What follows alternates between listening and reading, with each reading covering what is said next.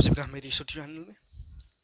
तो चलिए आज की वीडियो में, इस वीडियो में देखेंगे जो झारखंड बोर्ड का झारखंड शैक्षिक अनुसंधान एवं प्रशिक्षण परिषद यानी जेसीईआरटी द्वारा जो वीकली टेस्ट का क्वेश्चन आया है, वीकली टेस्ट में जो क्वेश्चन आएगा उसका सॉल्यूशन। तो सबसे पहले आज की वीडियो में मैथ देखेंगे, फिर साइंस, हिंदी, इंग्लिश सारा सब्जेक्ट आपको दिखाते चलेंगे। तो सबसे पहले मैथ का सॉल्यूशन देख लेते हैं। ये क्लास 10 मैथ है। तो देखिए थोड़ा सा समझ लेते हैं कितना कितना नंबर का ये क्वेश्चन रहेगा। इस प्रश्न पत्र में सभी प्रश्न वस्तुनिष्ठ यानी एमसीक्यू है। सभी प्रश्नों का उत्तर देना अनिवार्य है। इस प्रश्न पत्र में कुल 16 प्रश्न हैं और प्रत्येक का अंक 2.5 नंबर है ना, 2.5 यानी 2.5 नंबर का एक क्वेश्चन है। गलत उत्तर के लिए कोई ऋणात्मक अंक नहीं है, यानी कि नंबर नहीं कटने वाला है गलत आंसर देने से। सभी प्रश्न के लिए 4 विकल्प दिए हैं। सही विकल्प ABCD का चयन कर और उत्तर पुस्तिका में लिखना है। परीक्षा की समाप्ति से पहले किसी भी परीक्षार्थी को परीक्षा कक्ष से बाहर जाने की अनुमति नहीं है। तो चलिए पहला क्वेश्चन देखते हैं। पहला क्वेश्चन है 3825 को अभाज्य गुणनखंडों के गुणनफल के रूप में लिखा जा सकता है। तो कैसा लिखा जा सकता है उसको बताना है, ठीक है।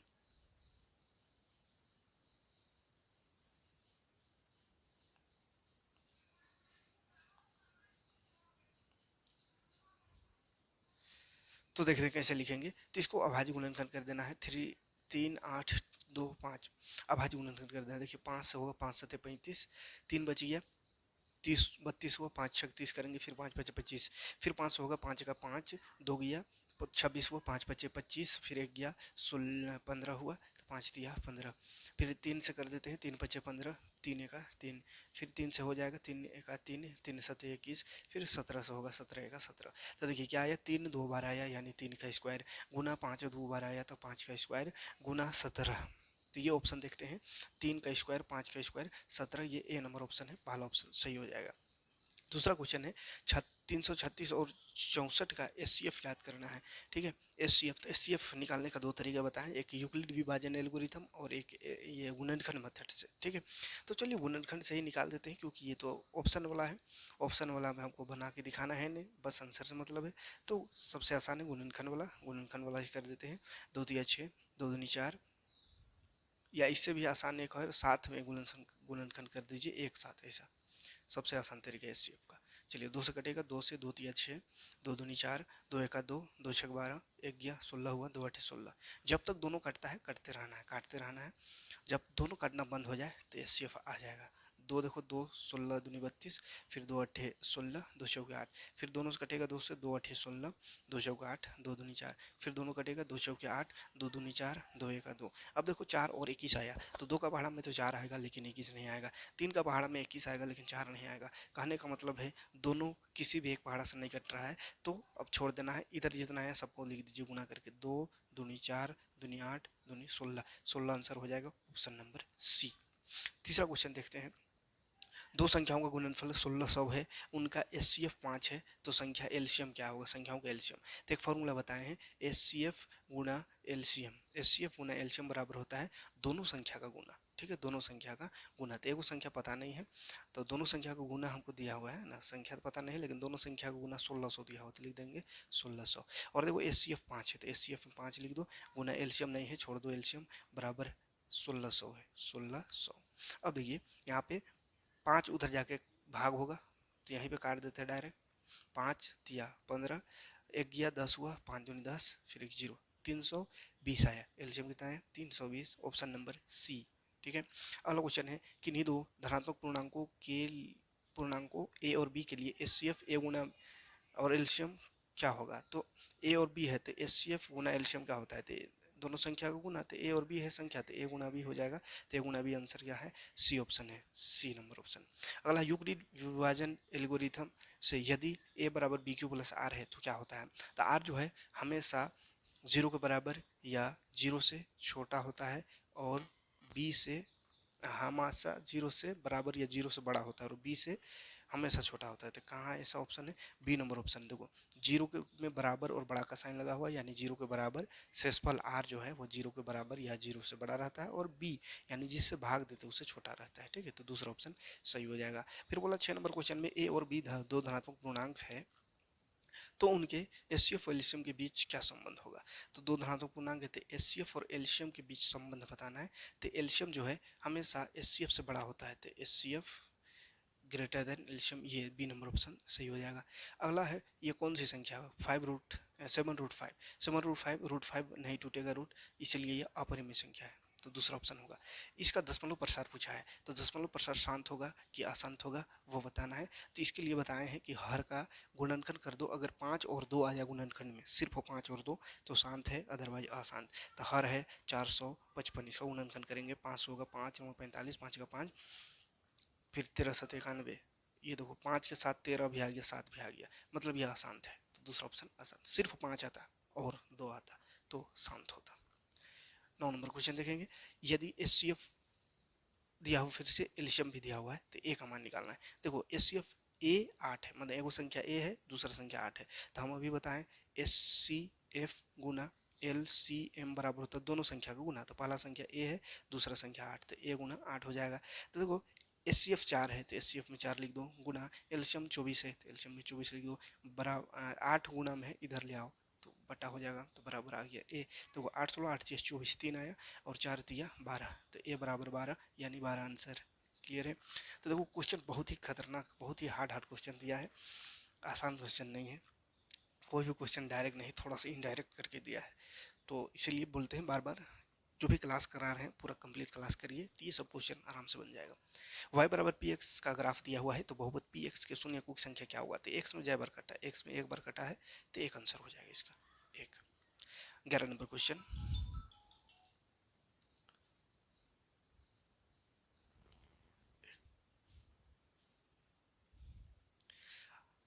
अगला क्वेश्चन है, यदि द्विघात बहुपद के शून्यकों का योग √2 है एवं गुणनफल 1/3 हो तो द्विघात बहुपद क्या होगा। शून्यकों का योग दिया हुआ बहुपद, योग मतलब होता है अल्फा प्लस बीटा, फॉर्मूला होता है -b/a बराबर है √2, तो √2 लिख देंगे। फिर अल्फा गुना बीटा दिया हुआ है 1/3, और इसका फॉर्मूला होता है C/A। तो इसमें क्या बोले हैं, सबसे पहले हर बराबर करना था, हर यहाँ 3 है, वहाँ हर में कुछ नहीं, तो कुछ नहीं तो 1 है, तो हर बराबर करने के लिए इसको 3 से गुना करना होगा शुरू वाला को, तो ऊपर नीचे 3 से गुना कर देंगे, तो ऊपर हो जाएगा 3√2 और नीचे हो जाएगा 3√2 और नीचे होगा 3 का 3। अब हर बराबर हो गया, हर बराबर हो गया तो फिर ए बी सी का मान निकाल देते हैं, तो ए कितना हो गया, ए देखो हर में कितना है 3 है, तो 3 हो गया। बी, बी देखो शुरू वाला में बी 3√2 आया, माइनस में बी है इसलिए -3√2, और सी कितना होगा, तो सी हो जाएगा इधर कहाँ है, सी 1 है, ये वाला है ना 1। अब इसको द्विघात बहुपद में रख दो, तो द्विघात बहुपद होता है a² plus bx plus c, इसमें रखेंगे a है 3 तो 3x², b है माइनस में तो -3√2 है, तो 3√2 x प्लस c है 1 तो 1, तो ये आंसर देखो कहाँ है, 3x² minus 3√2 x plus 1, 3x² minus 3√2 x plus 1, ये दूसरा ऑप्शन सही हो जाएगा। ठीक है, चलिए आगे बढ़ेंगे, नेक्स्ट प्रश्न देखेंगे, यदि द्विघात बहुपद kx² plus 3x plus k का एक शून्यक 2 है तो k का मान क्या होगा। देखो एगो शून्यक यहाँ दिया हुआ है, तो वही फार्मूला फिर से लगाएंगे, अल्फा प्लस बीटा बराबर होता है -b/a, छोड़ दो अभी इसको, और एक होता है अल्फा गुना बीटा बराबर c/a। अब ध्यान से देखेंगे k का मान निकालना है, तो देखो एगो शून्यक है 2, तो हम मान के चलते हैं अल्फा 2 होगा, अल्फा 2 होगा, तो 2 लिख दो, तो बीटा कितना आ जाएगा, बीटा बराबर c/a करो, तो c कितना है, c में है k, तो k लिख देंगे बटा a x² को बोलते हैं, तो x² में भी k है तो k लिख दो, तो k और k कट के हो गया 1, तो देखो बीटा कितना आ गया, बीटा आ गया 1 उधर और 2 गुना में तो उधर भाग में, तो बीटा आ गया 1/2, यानी दूसरा शून्यक आ गया 1/2। हमको दूसरा शून्यक नहीं निकालना था, लेकिन क्यों निकाले, क्योंकि दूसरा शून्यक पता रहेगा तभी के का मान निकल सकता है, तो दूसरा शून्यक आ गया 1/2 और एक शून्यक दिया हुआ है 2। अब पहला इसमें जो अल्फा प्लस बीटा बराबर -b/a होता है, उसको देखो अल्फा कितना है, के का मान ज्ञात करना है, तो एक सेकंड यहाँ पे -b/a भी रख देते हैं, अल्फा प्लस बीटा में -b/a होता है, तो -b है -3 हो जाएगा, -3, एक्स वाला को b बोलते हैं, तो एक्स में है 3 और चूंकि माइनस फार्मूला में इसलिए -3, अब बटा ए कितना हो जाएगा, तो x² को a बोलते हैं तो k हो जाएगा, तो k लिख देंगे। ठीक है, अब देखो alpha plus beta, alpha plus beta, alpha दिया हुआ था 2 प्लस बीटा अभी आया 1/2, तो 1/2 बराबर -3/k। अब इसको सोल्व कर दो, के का मान निकल जाएगा। तो इसको सोल्व, चलो थोड़ा जगह का कमी इधर कर देते हैं। तिरछा तिरछी गुना होगा, भिन्न जोड़, दो दूनी चार और प्लस एक हो जाएगा, दो दूनी चार प्लस एक बटा नीचे दो एक दो बराबर उधर है -3 बटा खे, 4 और 1 5 हो गया बटा 2, और के को इधर ले आते हैं, ऊपर चल जाएगा, -3 उधर रह जाएगा, तो के को निकालना छोड़ देंगे, -3 दो भाग में है, उधर जाके गुना बटा 5, तो देखो 3 दूनी 6 हो गया बटा 5 और माइनस है, तो -6 बटा 5 देख ले, जहाँ पे भी है वही आंसर, डी नंबर ऑप्शन है -6 बटा 5। क्लियर है, आगे बढ़ेंगे। 13 नंबर,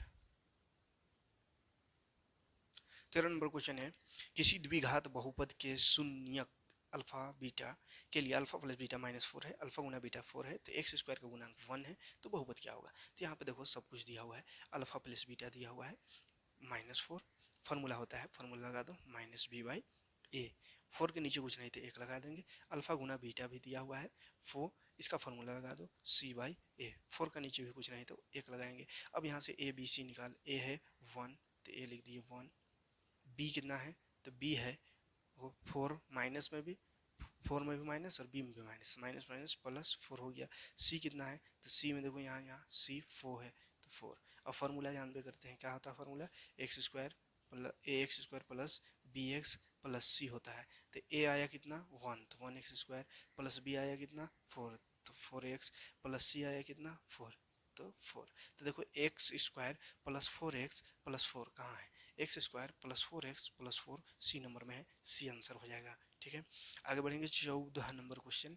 14 नंबर क्वेश्चन में ये एक द्विघात बहुपद दिया हुआ है, बोला है QX 2x से भाग देंगे तो PX में GX से भाग देने पर भागफल का घात खाली पावर खाली पूछा है, तो चलो भाग दे के देखते हैं।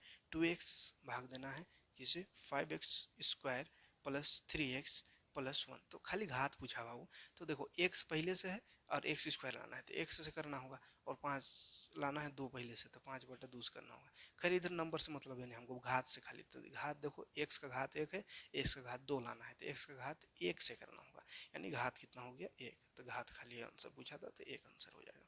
अगला 15 नंबर क्वेश्चन है, बहुपद ये है और अल्फा बीटा हो दो शून्य, तो अल्फा बटा बीटा प्लस अल्फा बीटा बटा अल्फा क्या होगा, तो बड़ा डेंजर क्वेश्चन ये भी। चलो तो पहले निकालते हैं alpha plus beta, alpha beta निकालते हैं। अल्फा बीटा निकालने के लिए शून्य के निकाल लेंगे पहला लास्ट को गुना करके, तो एक्स स्क्वायर, पहला लास्ट को गुना करेंगे तो एक्स स्क्वायर -5x प्लस 6, पहला लास्ट को गुना करते हैं रफ में तो 6x स्क्वायर हो जाएगा, 2 भाग करेंगे तो 6 का 6, जोड़ घटा के हमको लाना है 5x, तो हो जाएगा 6 में माइनस और 1 में प्लस लगा दो तो -5 आ जाएगा। ठीक है, x square -6x plus x plus 6, अब कॉमन निकालते हैं तो x कॉमन निकलेगा तो x -6 बच गया, फिर इधर कॉमन निकालेंगे तो +1 कॉमन निकलेगा तो इधर बन जाएगा x प्लस 6 है, यहाँ सेम होना चाहिए, x -6 है तो वहाँ भी x -6 होना चाहिए, यानी क्वेश्चन गड़बड़ है, क्वेश्चन में यहाँ -6 रहता तो कुछ काम होता, -6 रहता तो बनता, लेकिन यहाँ +6 है, मतलब क्वेश्चन में गड़बड़ है, तो इनमें से कोई से नहीं होगा, इनमें से कोई नहीं ऑप्शन लगा देना है। ठीक है, इनमें से कोई नहीं, थोड़ा सा क्वेश्चन गड़बड़ है, यहाँ माइनस होनी चाहिए था, तो खैर इनमें से कोई नहीं भी ऑप्शन है, इसका मतलब यही लगा देना है, डी नंबर। अगला क्वेश्चन, लास्ट क्वेश्चन, या भाग एलोगरिथम जो है उसमें बताना है पी एक्स बराबर जी एक्स गुणा Q x plus R x होता है। पी एक्स माने जिससे भाग देते हैं, जी एक्स माने जो जी एक्स माने जिससे भाग देते हैं, और पी एक्स जिसको भाग देते हैं, बीच वाला को पी एक्स कहते हैं, और जिससे भाग देते हैं उसको जी एक्स कहते हैं, जो भागफल आता है उसको क्यू एक्स कोशियंट है ना क्यू एक्स कहते हैं, और नीचे जो शेषफल आता है उसको आर एक्स। तो ये चीज़ दिया हुआ है, तो बोला है ऑप्शन कौन सही होगा, तो आर एक्स का घात जो है क्यू एक्स से छोटा होता है, पहला ऑप्शन बोल रहा है आर एक्स का घात यानी शेषफल जो है क्यू एक्स से छोटा होता है, तो ये कोई ज़रूरी नहीं है, हो सके कभी बड़ा भी हो जाए, तो ये गलत, पूरा 100% सही नहीं है। दूसरा बोल रहा है आर एक्स हमेशा जीरो होता है, जीरो होता है और हमेशा लिख दिया मैंने हमेशा जीरो, तो हमेशा शेषफल जीरो थोड़ी होता है, गलत बात है ये भी।